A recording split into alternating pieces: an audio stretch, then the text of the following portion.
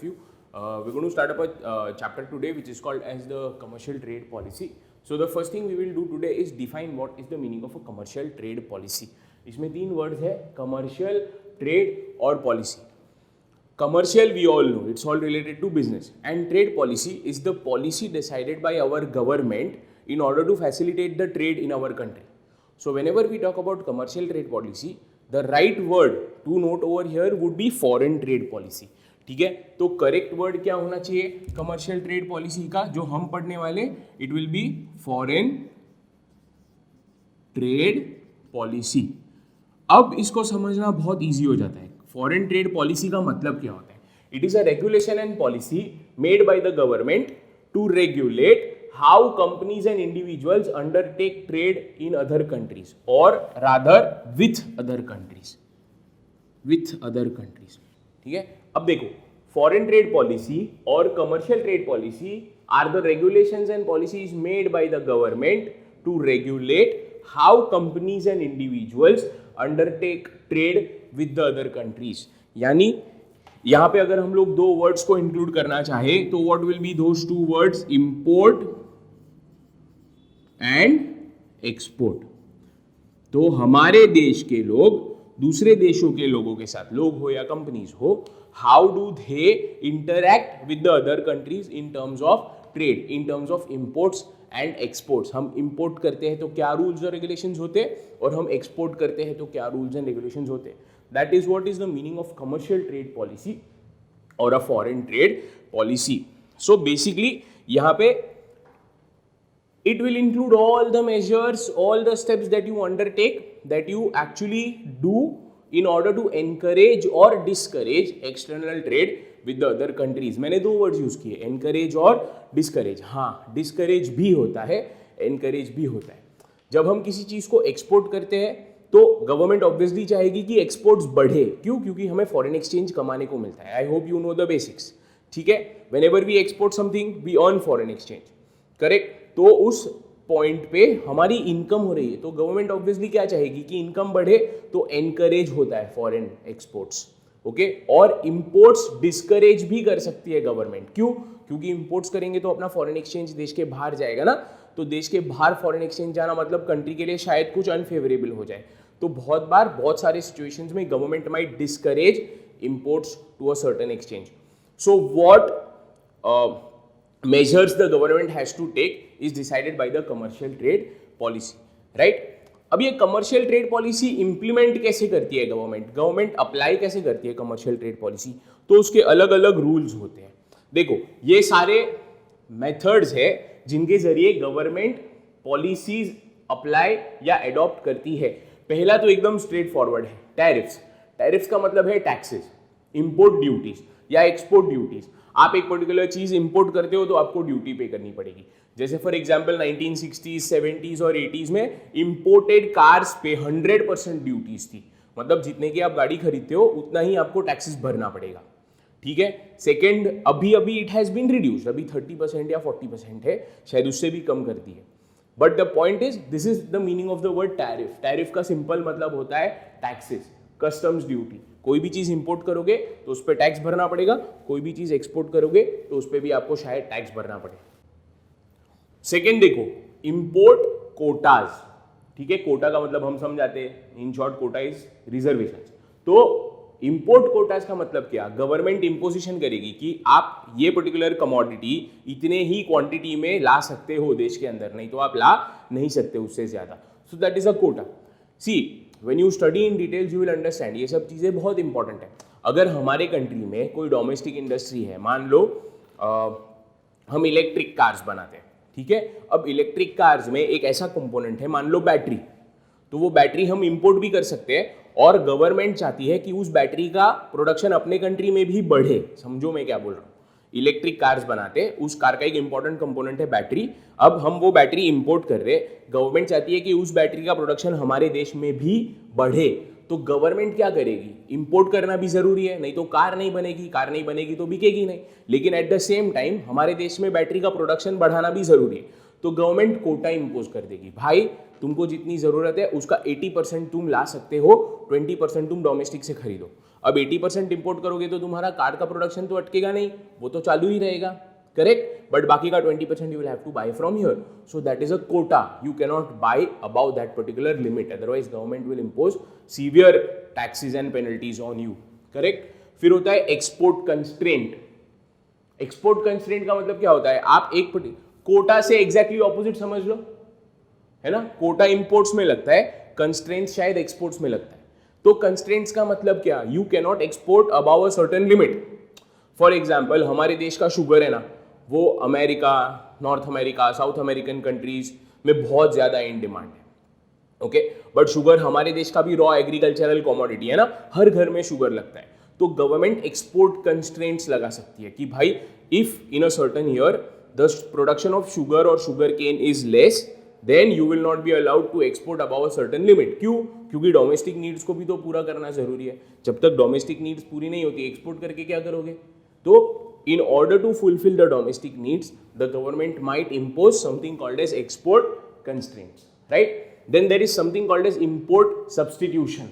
जो चीज तुम इंपोर्ट कर रहे हो, मैंने तुम लोगों को अभी अभी इलेक्ट्रिक कार का एग्जांपल दिया, बैटरी हम क्या कर रहे हैं, यहाँ पे बनाना शुरू कर रहे हैं, तो धीरे धीरे क्या होगा, अपना इंपोर्ट कम होता जाएगा और अपन यहीं से कार बैटरीज को बाय करना शुरू करेंगे, right. So that is nothing but import substitution, export subsidies and domestic subsidies, ठीक है।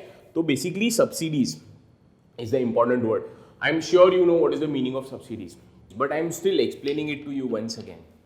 सब्सिडी का मतलब होता है government will repay you for the losses that you bear.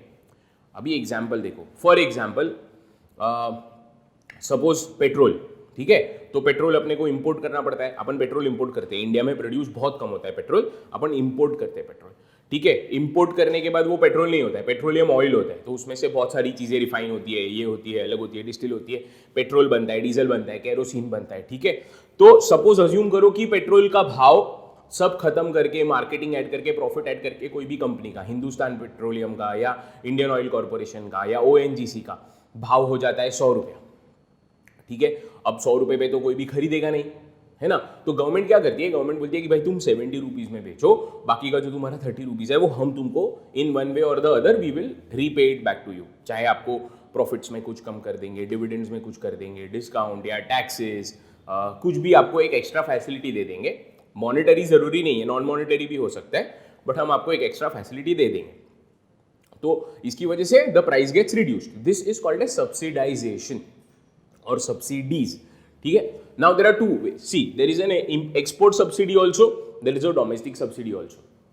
So let's understand what is the meaning of export subsidy. When you are trying to export something, obviously there are other countries also which will export. बहुत सारे और countries भी compete करेंगे। अभी assume करो कि हम USA को एक प्रोडक्ट एक्सपोर्ट करते हैं, चाइना भी वही प्रोडक्ट एक्सपोर्ट करता है, तो हमारी और चाइना की कॉम्पिटिशन है ना, तो चाइना का प्रोडक्ट अपने से सस्ता होगा, ऑब्वियस ही बात है। तो what will the government do, the government will say okay तुम भी चाइना के भाव में प्रोडक्ट बेचो, जो तुम्हारा एक्स्ट्रा लॉस हो रहा है ना, we will cover it for you, तुम एक्सपोर्ट करो। अगर तुम एक्सपोर्ट करते हो और कम भाव में एक्सपोर्ट करते हो in order to make it competitive, तो we will subsidize the cost for you, that is called as export substitution. Similarly अब ये सोचो कि चाइना हमारे देश में कोई माल भेजता है, तो हम लोग चाइना से इंपोर्ट कर रहे हैं, वो माल इंडिया में आके सस्ता होता है, ठीक है।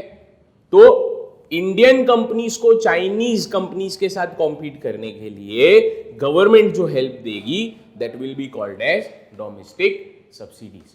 तो एक्सपोर्ट को बढ़ावा देने के लिए एक्सपोर्ट सब्सिडीज होता है, इंपोर्ट्स को कम करने के लिए डोमेस्टिक सब्सिडीज होता है, ठीक है। And finally policies for foreign investments. तो फॉरेन इन्वेस्टमेंट्स दो टाइप के होते हैं, डायरेक्ट इन्वेस्टमेंट और इनडायरेक्ट इन्वेस्टमेंट, है ना। तो जो डायरेक्ट इन्वेस्टमेंट होता है उसको FDI बोलते हैं, और जो इनडायरेक्ट इन्वेस्टमेंट होता है उसको FII या FPI बोलते हैं, ठीक है। तो हमें कितने इन्वेस्टर्स को आना देना है, क्या आने देना है, क्या क्या रेट्स होते हैं, अलग अलग सेक्टर्स के अलग अलग रेट्स होते हैं, ठीक है। So all these policies are decided by the government.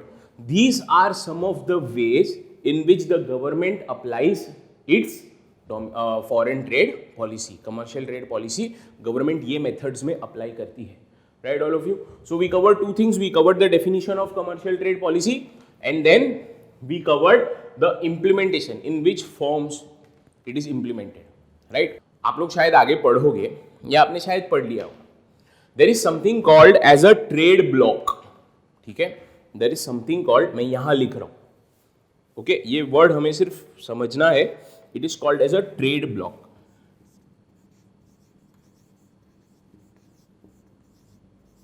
और customs union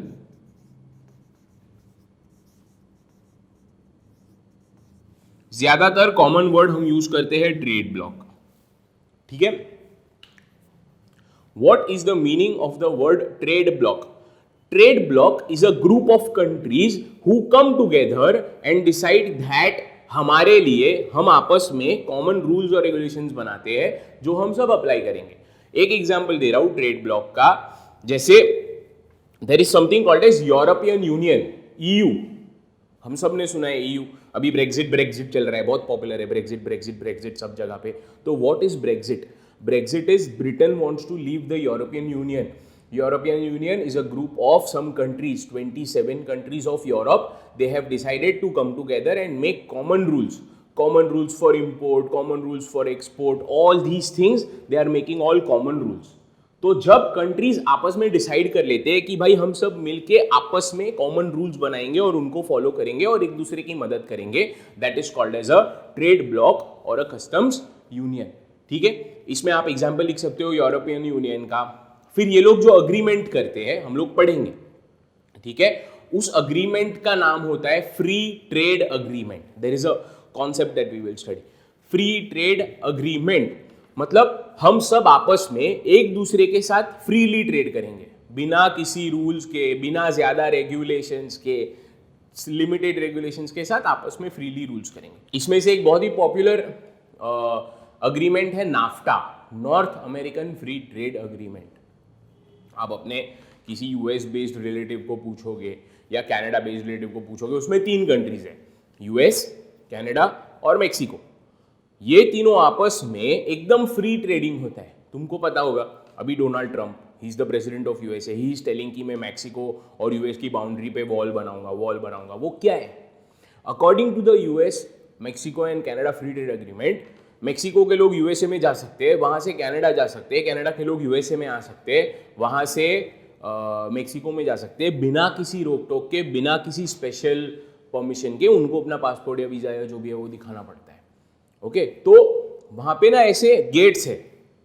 it's like a gate. हाँ, ये मेक्सिको है, ये यूएसए है, यहाँ पे बीच में गेट है. आप गेट से अंदर चले जाओ, पासपोर्ट दिखा दो कि मैं मेक्सिको का रेसिडेंट हूँ, हो गया. You will be able to do work in USA also. तो this is a free trade agreement. I am just giving you an example. वैसे गुड्स भी जाते हैं और भी बहुत कुछ वो बॉर्डर से जाता है बिना किसी रिस्ट्रिक्शन के. So that is called as a free trade agreement. ठीक है, मैं यहाँ पे उसका शॉर्ट फॉर्म लिख रहा हूँ खाली, FTA.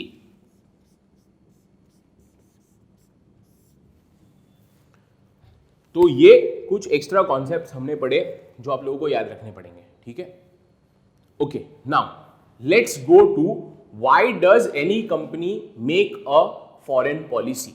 What are the objectives? कोई भी कंपनी नहीं, सॉरी कंट्री, कोई भी कंट्री फॉरेन ट्रेड पॉलिसी या कमर्शियल ट्रेड पॉलिसी क्यों बनाता है? रीजन क्या है? Right, so let's come here.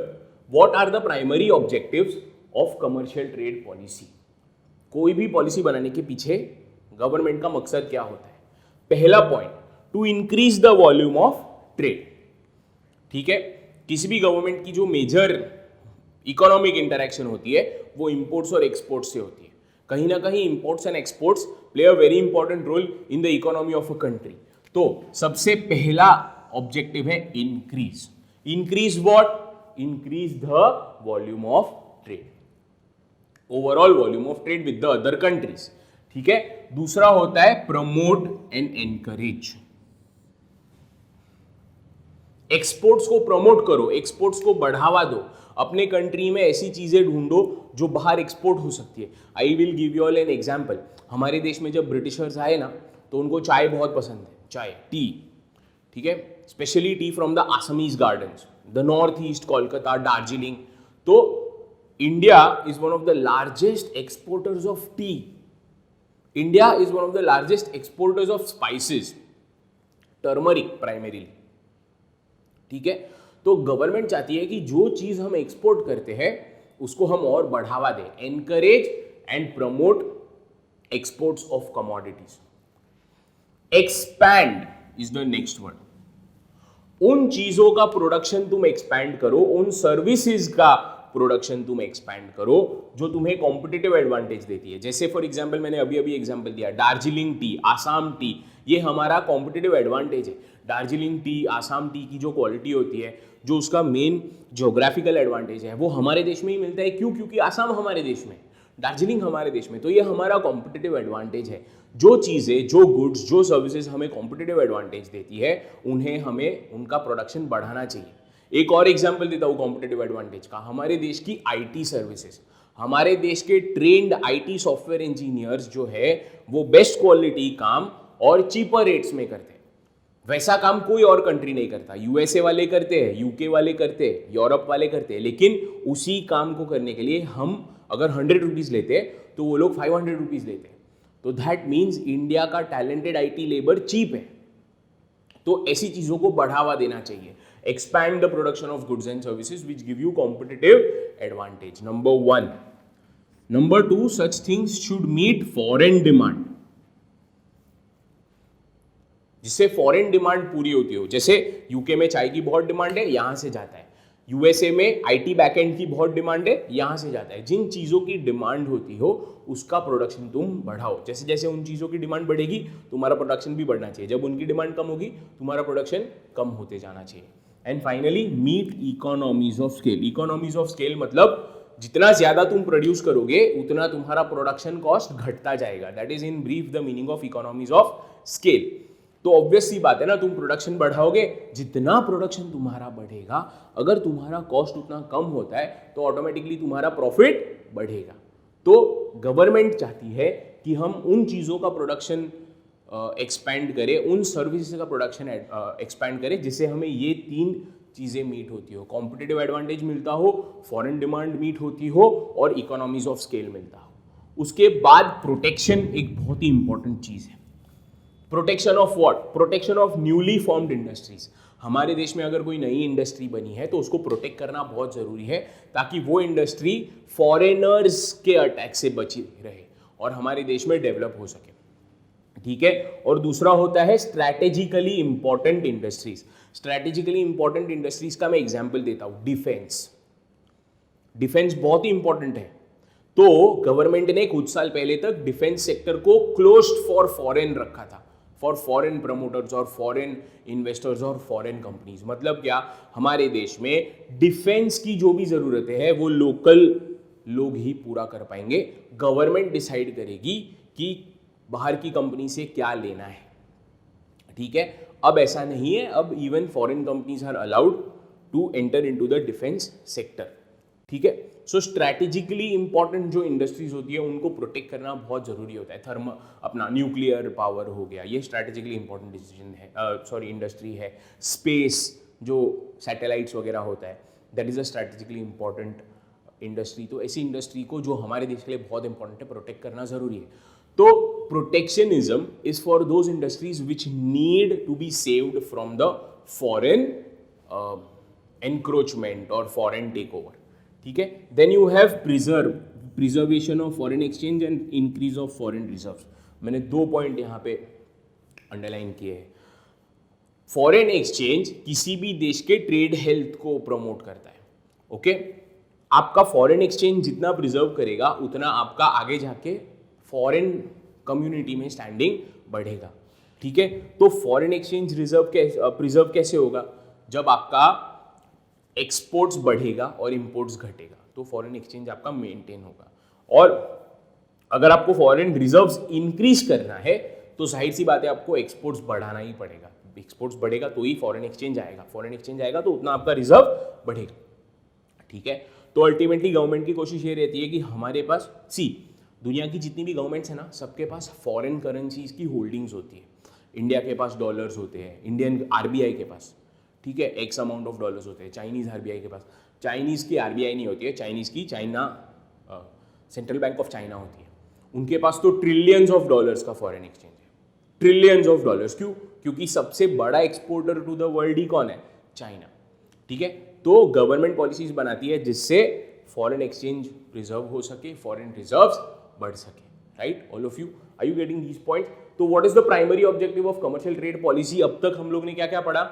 Increase the trade volumes, promote and encourage exports, expand the production of goods and services that give you competitive advantage, meet foreign demand and meet economies of scale, protect the newly formed industries and strategically important industries, preserve foreign exchange and increase foreign reserves, right?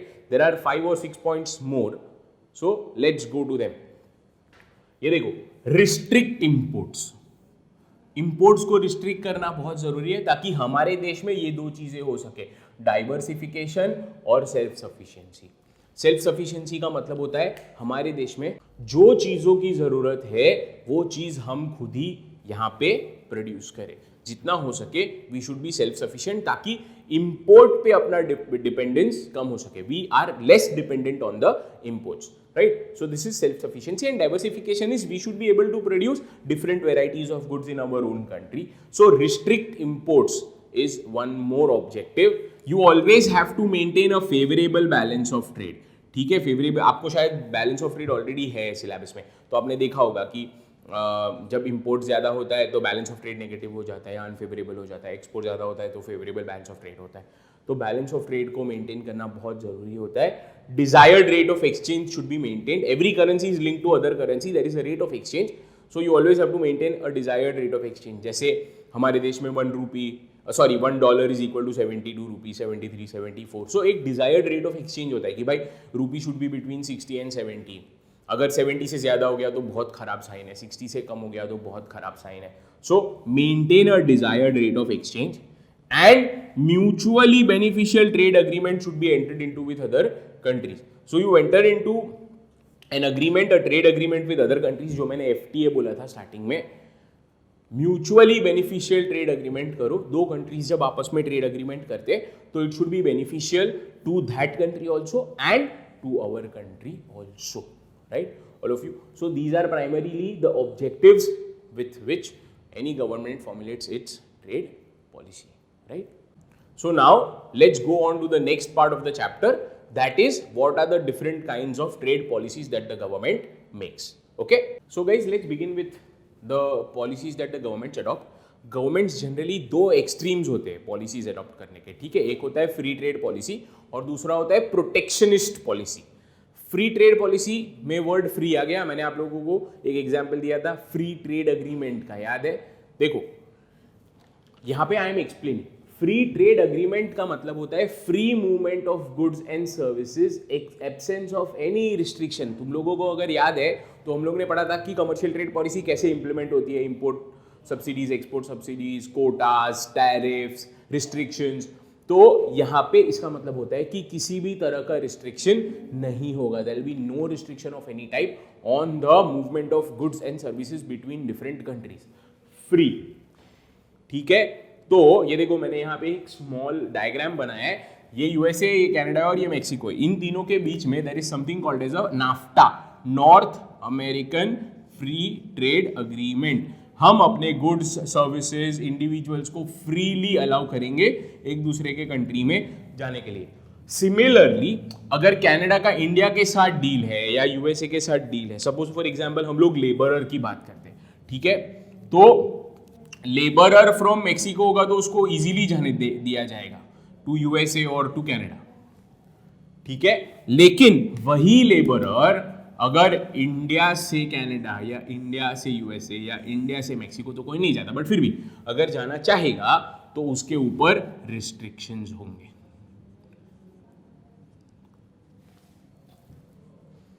ठीक है? तो free trade का मतलब होता है free movement of goods and services without any restriction, movement of goods and services from one country to another.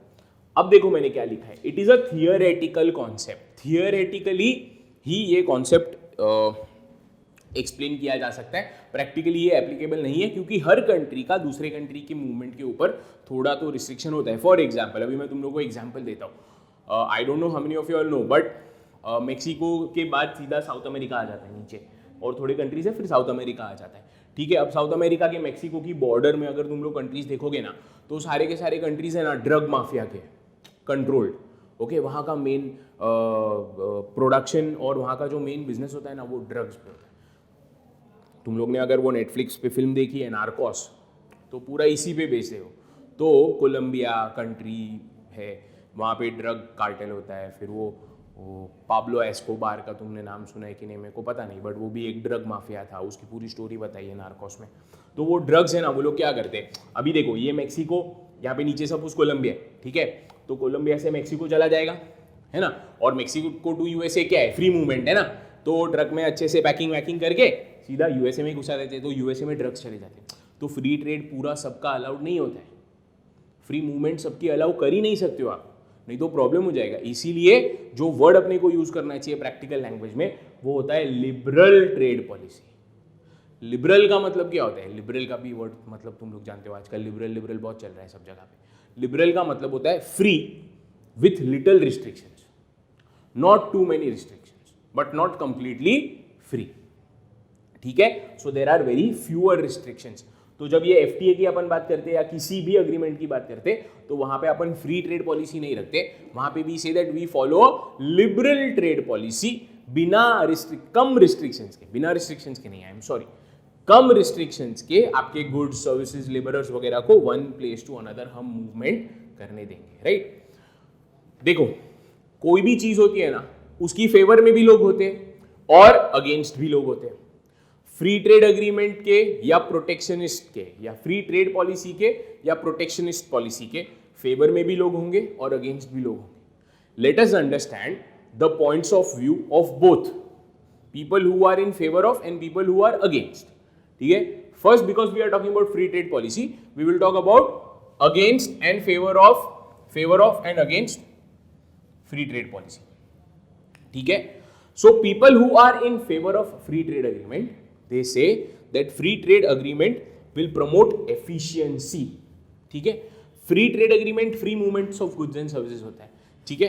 तो जो लोगों ने अभी ये free trade agreement Adam Smith के ज़माने से चल रहा है, तो अगर आप लोग फ्री ट्रेड अग्रीमेंट को प्रॉपर्ली स्टडी करोगे कॉन्सेप्ट को, तो उसमें एफिशिएंसी एक बहुत ही इंपॉर्टेंट पार्ट है।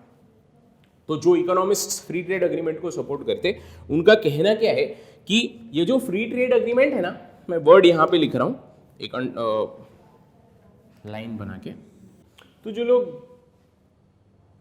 फ्री ट्रेड पॉलिसी की आर्ग्यूमेंट फेवर में है, आर्ग्यूमेंट करते हैं, वो लोग बोलते हैं कि इट विल प्रमोट एफिशिएंसी। मैं यहाँ पे दो वर्ड्स इंट्रोड्यूस कर रहा हूँ, ये देखो, एक होता है इंटरनेशनल स्पेशलाइजेशन ऑफ लेबर,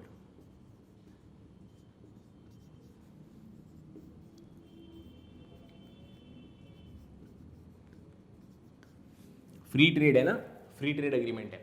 तो जो लोग आर्ग्यूमेंट इन फेवर करते हैं या जो लोग इसको सपोर्ट करते हैं, उनका कहना ये है कि कंट्रीज वही चीज़ बनाएंगे जिसमें उनकी एक्सपर्टीज़ हो, जो वो अच्छे से प्रोड्यूस कर सकते हैं, जिनमें उनके पास रिसोर्सेज हो, उनका कॉस्ट ऑफ प्रोडक्शन कम हो, उसमें प्रॉफिट ज़्यादा हो सके, वो चीज़ they will not produce anything which is costly for producing, or they can get it cheaply for some other country, किसी और कंट्री के पास से अगर वो चीज़ सस्ते में मिल सकती है तो चीज़ वो नहीं बनाएंगे। So that means it will promote international specialization and it will help all the countries to increase their efficiency of production. Now, because of this efficiency increasing, their growth will also increase. How? Because you will be able to produce more and more of one particular commodity. Your global output, your total output will increase. Your cost of producing that thing will reduce. Your sales of that thing will increase. Economies of scale will increase. And therefore, your overall growth will also increase. यहाँ पे ये इसको अच्छे से समझने के लिए हम अगर चाइना का एग्जाम्पल ले तो हमें क्लियरली समझ में आ जाएगा। चाइना ने अपनी पूरी इकोनॉमी का जो ग्रोथ लाया है, वो पूरा का पूरा ग्रोथ एक्सपोर्ट की वजह से है। China specialises in low cost production of electronics items, of basic raw materials, okay. तो जहाँ जहाँ ये ज़्यादा बल्क में बनता है, उतना चाइना को कॉस्ट एडवांटेज होता है और चाइना सस्ते में वो चीज़ों को एक्सपोर्ट कर पाता है, because of which China has become this big giant today. So it will definitely promote economic growth, ठीक है. इट विल एनकरेज कॉम्पिटिटिवनेस, आपका कॉम्पिटिटिवनेस इंक्रीज होगा, गवर्नमेंट इंटरफियरेंस कम हो जाएगा, आपकी डोमेस्टिक इंडस्ट्रीज के साथ साथ इंटरनेशनल कंपनीज के साथ भी आपका क्या बोलते हैं competitiveness it will improve. See primarily what happens is the government wants you to produce only one thing that you can actually export everywhere. तो जितना ज़्यादा आपका एक्सपोर्ट होगा उतना बेटर होगा. तो it will actually help the companies to think of more and more efficient ways to produce more, to reduce cost, to reduce the prices so that their profit can increase, because now they are going to compete with other industries from other countries. So it is going to encourage competitiveness, number one. Number two, it will never lead to monopolization or monopoly in any particular country, क्योंकि free trade है ना. अगर USA से कोई चीज़ सस्ते में मिलती है वो इजीली इंडिया में आ पाएगी, तो इंडिया की कोई भी कंपनी इंडिया के मार्केट को कैप्चर नहीं कर पाएगी, प्राइजेस कंट्रोल में रहेंगे, तो ऑटोमेटिकली आपकी कॉम्पिटिटिवनेस बढ़ती है. It also reduces the prices, मैंने अभी अभी समझाया. Why? Because of competition you will have to decrease your cost. Because of decreasing cost, automatically your utilization of resources will increase and prices will decrease. Because you are able to compete with other companies or other countries, you will have to reduce the prices. Okay, and it will not lead to monopolization of a particular sector. कोई भी एक sector की monopoly कभी नहीं बन पाएगी, क्योंकि foreigners भी हमारे देश में या हम भी किसी और के देश में जाके हमारा जो सबसे बेस्ट क्वालिटी गुड्स होता है या सर्विसेज होता है वो दे पाएंगे. It promotes economic welfare. This argument is very, very clear and very obvious. People will be able to purchase goods at a lower cost. Employment will increase, income will increase, efficiency of allocation of resources will increase. तो production बढ़ेगा, production की वजह से automatically economic welfare बढ़ेगा, availability of goods and resources will improve. It will lead to greater international cooperation. Obviously international cooperation will increase. Cooperation का मतलब एक country के और दूसरे कंट्री के साथ जो अपना इंटरेक्शन होता है वो, if India is dependent on China and China is dependent on India and India is dependent on Pakistan and Pakistan is dependent on India, automatically what will happen? They will have to interact with each other, they will have to cooperate with each other, they will have to maintain friendly relations with each other. Why? Because there is something that China produces which we need, there is something that which we are producing that China needs. Okay, so definitely China cannot take a पंगा with us and we cannot take a पंगा with China. So automatically international cooperation will increase and finally government intervention in trade will be very less. It's a free trade movement. Government cannot impose any restrictions on it. So these are some of the arguments in favor of free trade policy.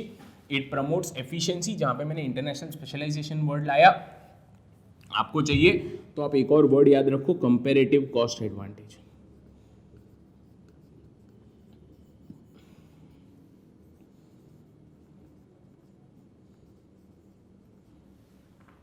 ठीक है. फिर हम लोग ने बोला promote economic growth, जहां पे मैंने आप लोगों को चाइना का एग्जांपल दिया. China has been able to grow only because of its focus on the export sector. Competitiveness increases, it leads to reduction in prices. ये दोनों पॉइंट्स में हमें जो एक इंपॉर्टेंट पॉइंट याद रखना है वो है, it will not give rise to any monopolies. Monopolies कभी नहीं होगी, कभी नहीं. It promotes economic welfare. It leads to greater international cooperation and finally less government intervention. Okay, government intervention will be less in your trade. Correct. So these are some of the arguments in favor of free trade policy. Let's go to arguments in against. ठीक है, चलो. तो सबसे पहला argument क्या है against? Disadvantages for less developed countries. जो लोग फ्री ट्रेड पॉलिसी को अपोज करते हैं उनका कहना यह है कि फ्री ट्रेड पॉलिसी फेवरेबल है सिर्फ डेवलप्ड कंट्रीज के लिए. क्यों? क्योंकि डेवलप्ड कंट्रीज टेक्नोलॉजिकली एडवांस्ड होते हैं, वो लोग टेक्नोलॉजिकली एडवांस्ड चीज़ें बनाते हैं, उनका यूटिलाइजेशन ऑफ रिसोर्सेज बहुत ज़्यादा होता है ना. अभी देखो यूएसए जो है आईटी सेक्टर में आ गए, आर्टिफिशियल इंटेलिजेंस में आ गए, डिफेंस में आ गए, है ना, टेक्नोलॉजी में आ गए. और हम देखो किस में आ गए? हम टी में आ गए, हम कॉफ़ी में आ गए, हम स्पाइसेस में आ गए, हम रबर में आ गए, हम टेक्सटाइल्स में आ गए. तो सोचो अगर हमें यूएसए से तो खरीदना है तो हम यूएसए से क्या खरीदेंगे? Technology, defence weapons, guns, artillery, है ना। और हम यूएसए को क्या देंगे? हम यूएसए को देंगे टी, कॉफी, रबर। तो ऑब्वियसली ना अल्टीमेटली हमारे जैसे देश का डिसएडवांटेज होता है। तो free trade agreement less developed countries के लिए डिसएडवांटेजेस है। क्यों? क्योंकि लेस डेवलप्ड कंट्रीज के पास एडवांस टेक्नोलॉजी नहीं होती है जिसे वो लोग फायदा उठा सके। यूएसए या चाइना में बल्क में चीज़ें बनती है बिकॉज उनके पास वो बल्क प्रोड्यूसिंग टेक्नोलॉजी है। हमारे पास शायद वो टेक्नोलॉजी थोड़ी कम है, तो हमारे देश में वो गुड्स बल्क में नहीं बनते। अब चाइना मोबाइल फ़ोन्स इतने बड़े क्वांटिटी में बनाते हैं कि वो लेटेस्ट एडवांस टेक्नोलॉजी वाले फ़ोन ऐसे 5-5 हज़ार 10-10 हज़ार में बेच सकते हैं चाइनीज़ कंपनीज। हमारे देश में वो भी पॉसिबल नहीं हो सकता क्योंकि शायद हमारे पास वो टेक्नोलॉजी नहीं है, अफ्रीका के पास वो टेक्नोलॉजी नहीं है, अफ्रीकन कंट्रीज़ के पास। So it is going to be disadvantages for less developed countries. Okay, so disadvantages, it will lead to destruction of domestic industries. अब कैसे? Domestic industries have to compete with international industries. सोचो, international industries might have cost of economic advantage, economic क्या बोलते हैं उसको, economies of scale. Government intervene नहीं करेगा तो वो लोग का जितना एफिशिएंसी ज़्यादा होगा उतना उनका कॉस्ट ऑफ प्रोडक्शन कम होगा, जितना उनका कॉस्ट ऑफ प्रोडक्शन कम होगा उतना उनका प्राइजेस कम होगा। वो लोग प्राइजेस लो करते जाएंगे, लो करते जाएंगे। डोमेस्टिक इंडस्ट्री शायद कभी उस प्राइजेस को मैच ना कर पाए, है ना। तो अगर डोमेस्टिक इंडस्ट्रीज वो प्राइसेस को मैच नहीं कर पाएगी कहीं भी पूरी दुनिया में, अभी एग्जाम्पल दूं क्या, समझो। Okay, let's take an example to understand this point. Let's see what I am trying to tell you. Okay, there is India and there is China, and there is USA. We are trying to understand an industry called as mobile phones. अभी देखो, China bulk में बनाता है mobile phones, we know that. China वो चीज़ को export करता है यूएसए को, चाइना वही चीज़ को एक्सपोर्ट करता है इंडिया को। अब इंडिया की जो छोटी मोटी डोमेस्टिक कंपनीज होगी उसका क्या होगा? एक कंपनी थी मैक्स, शायद वो कंपनी अभी बंद हो गई है, वो लोग ने चाइनीज मैन्युफैक्चरिंग ही चालू कर दी है। माइक्रोमैक्स, वो लोग थी इंडियन कंपनीज, लेकिन धीरे धीरे वो लोग खुद भी चाइना से पार्ट्स सोर्स करने लगे, पार्ट्स लेने लगे। क्यों? क्योंकि उनको वो सस्ता पड़ने लगा। Are you getting what I am trying to tell you? तो ऑटोमेटिकली इट मीन्स हमारे देश में जो डोमेस्टिक इंडस्ट्रीज है वो बंद हो जाएगी ना। अभी का सिचुएशन क्या है वो साइड पे रखो। हमारे देश में मेक इन इंडिया में मोबाइल्स मैन्युफैक्चर होते हैं, लेकिन वो क्यों होते हैं? क्योंकि गवर्नमेंट का रिस्ट्रिक्शन है, तो वो रिस्ट्रिक्टिव ट्रेड पॉलिसी में पड़ेंगे। हम फिलहाल बात कर रहे हैं फ्री ट्रेड पॉलिसी में। अज्यूम करो फ्री ट्रेड हो रहा है, फ्री ट्रेड, तो इंडिया की मोबाइल फोन इंडस्ट्री बंद हो जाएगी। इंडिया में मोबाइल फोन्स कभी बनेंगे ही नहीं। क्यों नहीं बनेंगे? चाइना से सस्ते में वो मोबाइल फोन्स इंडिया में आ रहे हैं। चाइना में ऐसी बहुत सारी चीज़ें जो और सस्ते में इंडिया में आ सकती है। फ्री ट्रेड पॉलिसी होगा ना तो सारी की सारी डोमेस्टिक इंडस्ट्रीज ऐसे ही धीरे धीरे बंद हो जाएगी। क्यों? क्योंकि हम लोग कभी चाइना के प्राइसेस को टक्कर नहीं दे पाएंगे, उनके पास वो bulk manufacturing technology. Similarly USA की तुम बात करोगे ना तो यूएसए का आईटी सेक्टर बंद हो जाएगा। बंद क्यों? क्योंकि अपन आईटी सर्विसेज यूएसए को देते हैं। IT services India gives to USA. Free trade policy अगर होता ना तो सारी की सारी यूएस कंपनीज बोलती इंडिया में ही आईटी जाने दो, इंडिया में ही आईटी जाने को, हमको अपने कंट्री में कुछ करना ही नहीं है। IT sector in USA would have got closed, but in reality that is not the case. तो डोमेस्टिक कंपनीज का डिस्ट्रक्शन हो जाता है। अनबैलेंस्ड इकोनॉमिक डेवलपमेंट, अगर आप लोग चाइनीज इकोनॉमी को डिटेल में स्टडी करोगे ना तो यू विल रियलाइज कि थोड़ा बहुत अनबैलेंस्ड इकोनॉमिक डेवलपमेंट चाइना में है, लेकिन फिलहाल we are talking about free trade policy. अभी देखो, चाइना सिर्फ क्या बनाता है? Mobile phones. अज्यूम करो चाइना का कॉस्ट एडवांटेज मोबाइल फोन्स में, ठीक है, तो चाइना सिर्फ क्या बनाता रहेगा? Mobile phones, mobile phones, mobile phones, mobile phones, ठीक है। इंडिया क्या बनाता रहेगा? IT engineers, IT engineers, IT engineers, IT engineers. तो बाकी सेक्टर पे अपन फोकस ही नहीं कर पाएंगे, बाकी कोई भी सेक्टर। तो ग्रोथ हो रहा है लेकिन वो अनबैलेंस्ड इकोनॉमिक डेवलपमेंट है। डेवलपमेंट है but it is unbalanced. All the sectors are not being focused on. For example, आप लोग ने 12th स्टैंडर्ड में पढ़ा होगा, उसके बाद भी पढ़ा होगा, हमारे देश में सर्विस सेक्टर सबसे ज्यादा कंट्रीब्यूट करता है जीडीपी को, है ना, मैन्युफैक्चरिंग सेक्टर नहीं करता, क्योंकि मैन्युफैक्चरिंग सेक्टर में अपना कॉस्ट एडवांटेज थोड़ा कम है, सर्विस सेक्टर में सबसे ज्यादा है। तो ये अनबैलेंस्ड इकोनॉमिक डेवलपमेंट है। This happens because countries can adopt free trade policy. सोचो अगर अभी रिस्ट्रिक्टिव ट्रेड पॉलिसी में इतना प्रॉब्लम्स है तो फ्री ट्रेड पॉलिसी होता तो क्या होता, शायद इंडिया में मैन्युफैक्चरिंग सेक्टर बंद हो जाता, right. I am just trying to make you all understand. So this is just a hypothetical example. Okay. So unbalanced economic development. There is danger of over dependence. You are becoming over dependent on a particular country like China. USA is over dependent. India is over dependent on China for mobile phones. So if there is an issue in China, that means USA में mobile phones भी नहीं आएगा, India में mobile phones भी नहीं आएगा, ठीक है। इसको एक सिंपल एग्जांपल से समझते हैं। Suppose India exports tea to USA, ठीक है, तो that means in USA there is no tea, free trade policy है, प्रोडक्शन ऑफ टी नहीं है। सपोज इंडिया में ड्रॉट आ गया या फ्लड आ गया, नेचुरल कैलामिटी हो गया, तो दैट मीन्स इंडिया में भी टी प्रोडक्शन नहीं होगा। अगर इंडिया में टी प्रोडक्शन नहीं होता है तो यूएसए को भी टी नहीं मिलेगा। That is because USA is over dependent on India. तो obviously there is a danger of over dependence. And finally there is something called as dumping. यही डंपिंग की वजह से डोमेस्टिक इंडस्ट्रीज बंद हो सकती है। डंपिंग का मतलब क्या, सस्ते में गुड्स को डंपिंग, कचरे की तरफ फेंको फेंको फेंको, मतलब क्या, सस्ते में माल को बेचो ताकि डोमेस्टिक इंडस्ट्री सस्ते नहीं ना कर पाए। That is what China does.